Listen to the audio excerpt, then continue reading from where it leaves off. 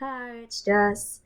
I don't know, I wanted to make this video because I recently saw a video of Trump talking, and he basically talked about the shooting in El Paso, and I believe this guy drove 9 hours to that area and he killed immigrants. And Trump, he basically blames mental illness and hatred on these shootings. And it kind of it really angered me because not all people with mental illness are violent.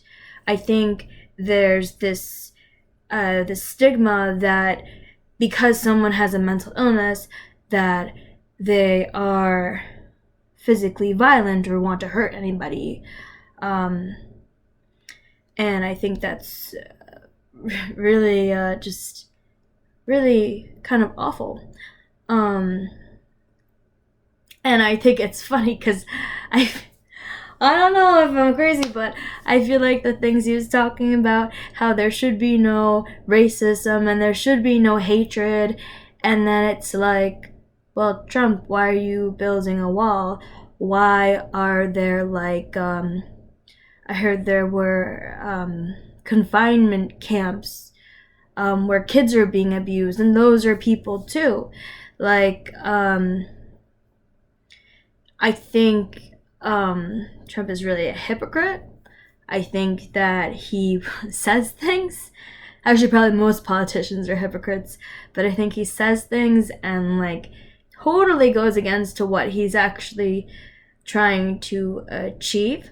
And also, I think that he's saying that mass shootings are preventable. And I think that mental illness is an important part of these mass shootings, but people are getting ideas in their head, and especially with Trump, he's anti-immigrant, and that might have put an idea in that guy's head. Trump might have put that idea in his head. Who knows? But I also think about gun laws, and I think that if we were to tighten the gun rules, or not have anybody have guns the legal way, the people that are actual criminals and the people that know the black market, they're gonna be the ones who have the guns. And if we tighten gun control or anything like that, the people that are actually good at heart and want to protect themselves, they will be defenseless over people who are able to get those guns. So honestly, the law, I don't really even know if changing gun rules would help. But also, I think that people that with these mass shootings, I think that people are really hurting on the inside. Where does this hatred come from? And I think about, it's really important to think about mental illness and people's prior experiences and what they've gone through, and maybe in a way that they've been treated. And so, because I remember this, I forgot, there was this other mass shooting with this guy, and I think he was rejected by girls a lot. I forget what, a couple years ago. And he was I think it was in California, and basically there was a mass shooting too because of all these girls rejecting him and everything like that. And I think that it has a lot to do with, even Trump said oh, we have to heal our wounds. I don't know if he's really saying this in a truthful and meaningful way, but I think that healing people's wounds of what they've gone through will help, and therapy will help. He kind of goes and talks about, there should be more rules on mental health, and that they may need involuntary confinement. And it's just like, how is that going to help? You need to help people on a spiritual and mental level and emotional level, so that they can heal and get better themselves, you know? So him blaming mental illness, I just think that's really generalized. And I also think it's very, it's very generalized, and it shouldn't be like that, because even a lot of people have mental illness and they're not violent at all. And even if they're acting weird, some of them aren't even violent, but people sometimes think weird or crazy is violent, because basically someone can't predict what someone's going to do. And that brings me to my next point, that like Trump, he thinks that these mass shootings are preventable. And he talks about like Instagram and social media or whatever, you can't prevent somebody from getting the information that is received to them, but it's also how these people are perceiving it and how these people are taking it in, like maybe lies that become their truths in their head. And so I just lost my train of thought. And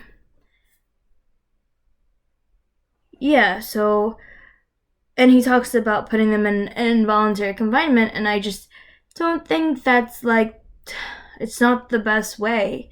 Because I've seen people in psych wards, and you're treated like an animal. And this one girl, like, she really wanted the attention, and I think it has a lot to do with the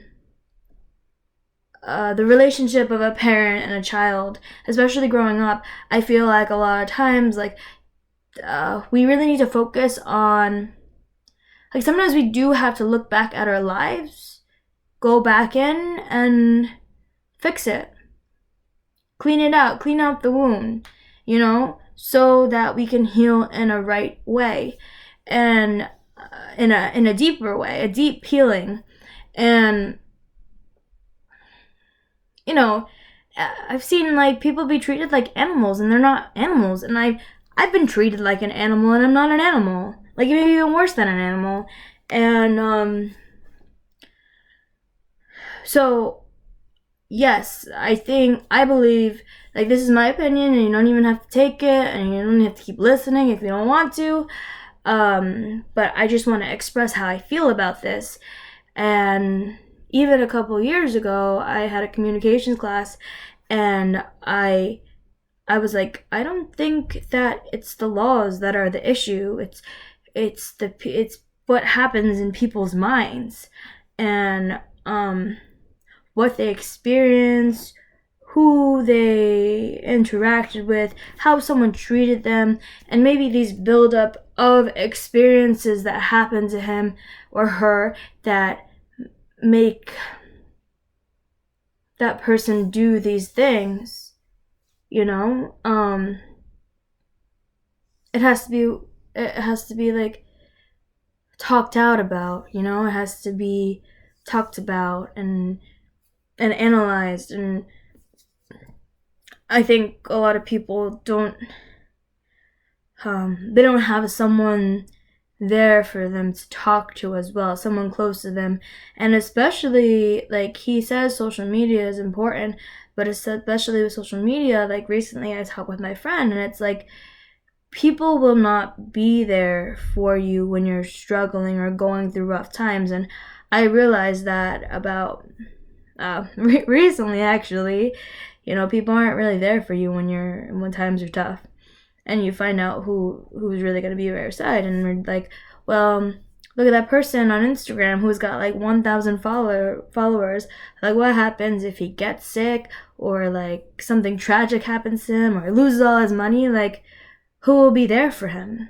I don't know if those 1,000 followers will come running to help him, when he needs it or she needs it.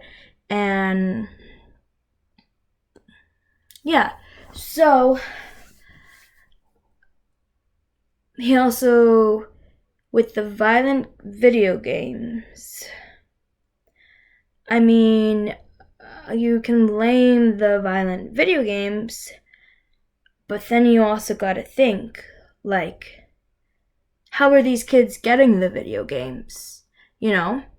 The parents are allowing the child to watch those video games, play those video games, be on it for hours.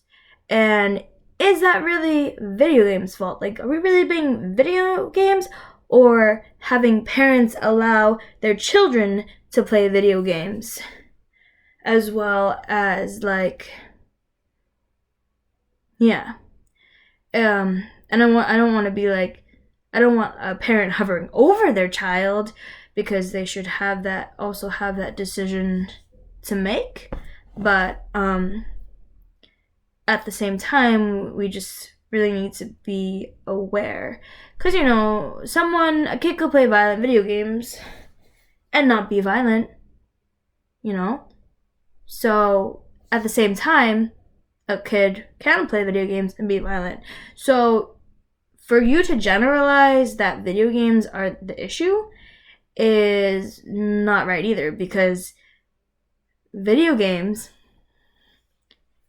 I think there would be a lot more mass shootings if every kid who played violent video games committed those acts of violent crimes and mass shootings. So those are just my ideas and opinions about mass shootings and mental health. And it really bothers me that the way Trump talks about mental health, because like I said in my previous videos, like, I have bipolar disorder, and I have not once been physically violent to anybody. If anything, my parents have been physically violent to me, as well as police, and it's like I've never actually attempted to hurt somebody physically. And that's the worst part of it all. But anyway, I've just gone through a lot. So that's my opinion on mass shootings and mental health and gun laws. And